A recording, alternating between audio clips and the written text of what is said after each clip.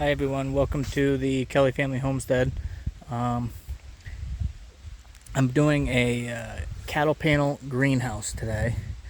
There's a ton of different ways to do it. I chose to do it with materials I had, so I couldn't really do anything too fancy. We'll see how it turns out. What I did was I first came through, I leveled this spot here as best I could. It's still not perfect, but and then these boards here, you can see where I scabbed it together in the middle. So this is 20 feet, and then meets here where I screwed all these together, and that was another spot where I scabbed right there. And then in all the corners, to keep it level, I put these rebars, and then another one here in the center to keep this from bowing out. I did one on the outside too. I'm gonna put the cattle panels on now. Hopefully the height is okay. It doesn't really matter, it's too late now. So I'll show you my measurements and stuff once I get the panels on. Hey everyone, so I'm getting progress on the cattle panel greenhouse. I'm just going to show you where we're at now so you can kind of see the progress as we go. So last time you saw, it was just the frame. So when I put the cattle panels in, I'll tell you, most important thing is to make sure that the cross members on the cattle panel are on the inside. Because if not, if this was on the outside, it would rip your greenhouse plastic or your tarp, whatever.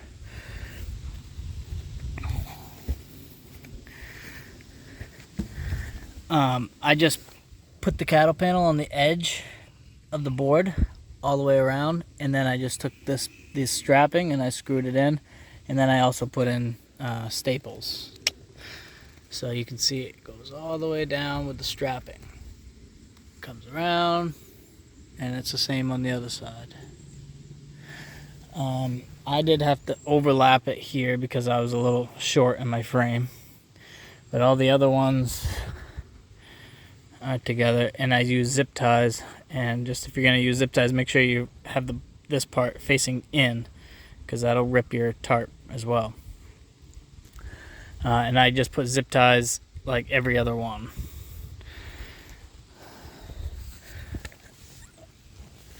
The next thing is this foam. I put foam all the way around the outside of it, and that way it doesn't rip when we wrap the plastic around it. Now I'm building the doors. So for the door, it's kind of, everything depends. You can't really go on like my measurements because it depends on your width and everything. Like my width is a little too wide, so my height is going to be kind of short. I would go with a 7 foot wide. Mine's almost 8 feet wide. But just to kind of give you an idea, I screwed it in down there. This is for the door. And then up here,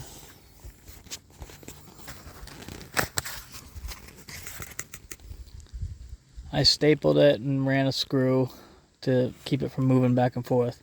But that's gonna be how that goes.